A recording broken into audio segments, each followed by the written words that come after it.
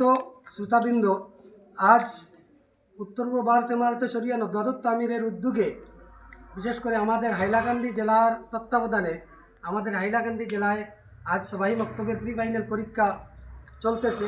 সেই অনুসারে আমাদের আলগাপুর আঞ্চলিক আমারাতে শরিয়া নদওয়াতুত তামিরের পরীক্ষা কেন্দ্র অকল্যান্ড একাডেমিতে আমাদের আলগাপুর আঞ্চলিকের পরীক্ষা চলতেছে। আমাদের আলগাপুর আঞ্চলিকে সর্বমোট 47টি মক্তব আছে। তন্মধ্যে সর্বমোট 29টি মক্তব আজকে মক্তবের ছাত্রছাত্রীরা আজকের এই পরীক্ষায় অংশগ্রহণ করেছেন। আমাদের পরীক্ষা সুন্দর এবং সুষ্ঠুভাবে পরিচালনা হচ্ছে।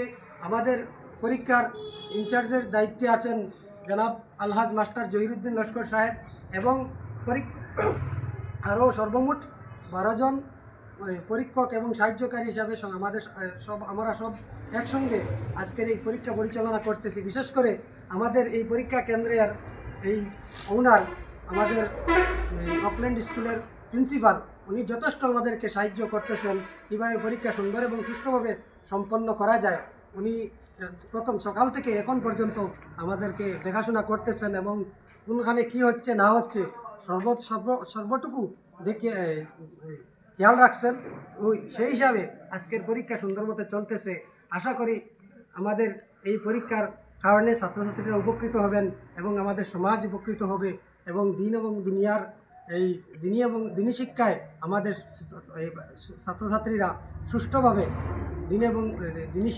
দিনী শিক্ষায় আগ বাড়তে পারবে। এইটুকু বলে আমি আমার এবং আজকে আমি ওখান প্রশ্ন করবো যে এখানোর এক্সাম হলের এনভায়রনমেন্ট সম্পর্কে আপনি কিছু কিলা লাগলো। তুমি কইবা সবচেয়ে বড় জিনিস সিসি ক্যামেরা আছে, এগুলো কারণে বাচ্চারা এখন থেকে মানে শিক্ষা হয়ে যায়, তারা ব্যক্তিগতভাবে পড়াশোনা করিয়া নিজে নিজে করা আর কি স্বাবলম্বী ওখানোর ব্যাপারে। আজকে যে অকল্যান্ড একাডেমির যে এক্সাম হল এটার এনভায়রনমেন্ট সম্পর্কে আপনি কিছু কইন চাই। আমাদের আজকের এই পরীক্ষার এই কেন্দ্রের প্রতিটি রুমে সিসি ক্যামেরা আছে এবং একদিকে সিসি ক্যামেরা আছে এবং আমাদের ডিস্ট্রিক্ট থেকে নির্ধারিত এক্সটার্নাল এভালুয়েটর আমাদের সঙ্গে আছেন, উনিও পর্যবেক্ষণ করতেছেন এবং আমাদের আঞ্চলিকের বিভিন্ন স্তরের কর্মীবৃন্দ এখানে উপস্থিত আছেন এবং পর্যবেক্ষণ করতেছেন। হিসাবে আমাদের পরীক্ষা সুন্দর এবং সুষ্ঠুভাবে চলতেছে।